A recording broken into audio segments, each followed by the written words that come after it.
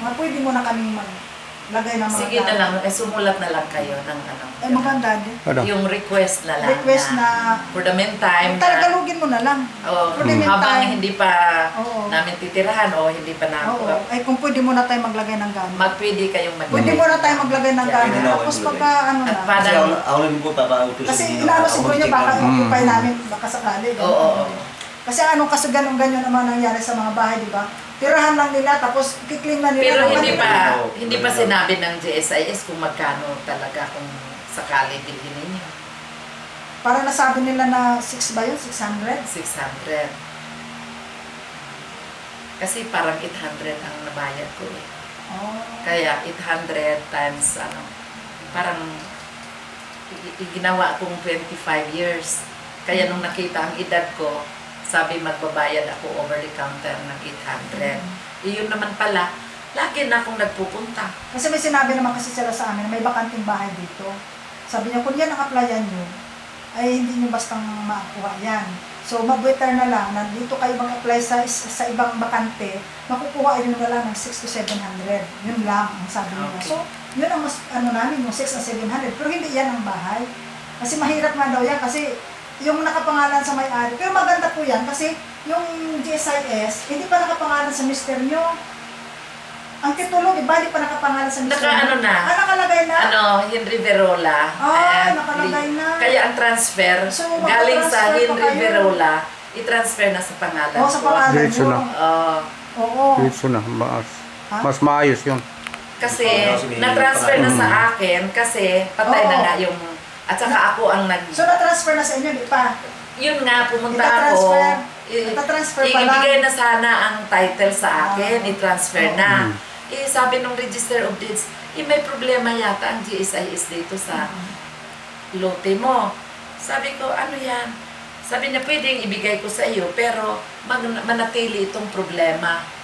Kaya bumalik ako sa GSIS. Alam mo yung GSIS na yan, maraming akong pinagdaanan na problema. Unang-una, almost 2 years, 3 years, hinahanap ko ito. Wala, hindi makikita yung papers ko. Kung hindi ko nakausap yun, hindi ko nakatapat yung general na yun, na nag-request siya na ibigay na lang ang title dahil mag-loan siya, i-renovate. Pero sabi ko, porque pa general kayo, binibigyan ninyo ang ano ninyo, title ninyo. Ako, fully paid na ako. Pero hindi makikita ang title ko for transfer. Kaya sabi nung general, hindi ko matanda ng pangalan. Ano pang ginagawa ninyo dito sa pobreng teacher na ito? Sabi ganon. Sabi ko yun, yes sir, alam nyo ba kung paano ko yan nakuha? Hard-earned money yan kasi single parent ako. Imagine naman ang sweldo sa teacher, 212. Ito, alam nila kung paano ko yan. Talagang nag-moonlighting ako sir. Lahat ng ano, kahit tanungin mo ito Bali, sir. anak niyo po sila? Inaanak ko ito sa kasal, ito pagmangkin ko rin naman sila. Kaya parang sila ang inano ko, sila nga ang patirahin ko dito eh. Ninang naman, mahal-mahal naman ng pamasahe. Mahal ka po yun sa pamasahe. Sana no, hindi pa nabulok yung bahay ng Oo. Kasi tanggal-tanggal na ngayon. Hindi ngayon. Ganun. Di nagkano ako, di sinabi ko, ay ito ganun ba, it's unfair. Injustice ang ginawa ninyo sa akin. Palibhasa ba, teacher lang ako, gaganyanin ninyo ako, hindi makikita ngayon ang papers ko. Nakailang taon ako, since namatay ang asawa ko, 1988, yan, hinahanap ko na. Kasi tinilirigmahan naman ako na i-restructure. Di pumunta ako. Sa akin na dinididak. Ay nako. Ito, nang nakuha ko na. Kasi galit na ako. Ano na sila. Nung pumunta ako, ang daming pasikot-sikot. Galing ako sa Bacoor. Basta ang dami kong gano'n dahil mayroong mga papers doon na follow-up. Nakarating na ako sa Register of Deeds. Nagbabayad na ako sa treasurer. Lahat na binayaran ko na. 4 na araw pabalik-balik ako. Dahil pagdating doon, close na, hapon na. Kasi morning session ako. Di siyempre magbiyahe ako. After lunch.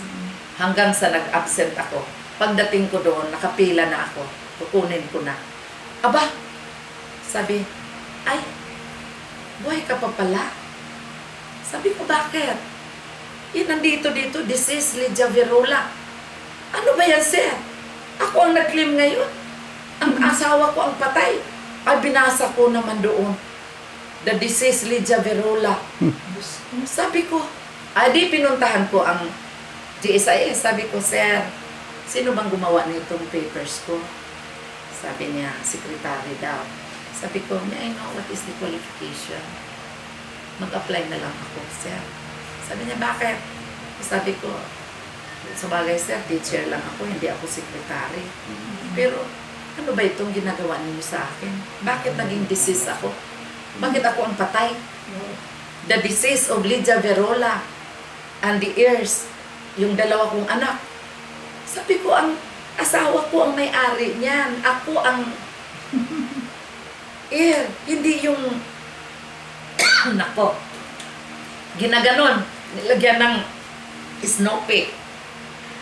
Sabi ko, sir, alam mo as a teacher, pag nagkamali kami sa card, hindi pwedeng i-snoopik namin. Dahil legal papers yan. Pwede bang gumawa kayo ng iba? Nagalit. Kung hindi mo tanggapin yan, di, siyempre matakot ka rin. Di, bumalik ako. Ang sabi naman nung register of deeds, ano ba sila sa GSIS? Hindi nila alam kung anong ginagawa. Tinatawagan ngayon. Bakit ito may naka-snoopik lang? Ganon. Balik na naman ako. Pagbalik ko, sabi, sige, tinatay pa na, na-type na naman ulit.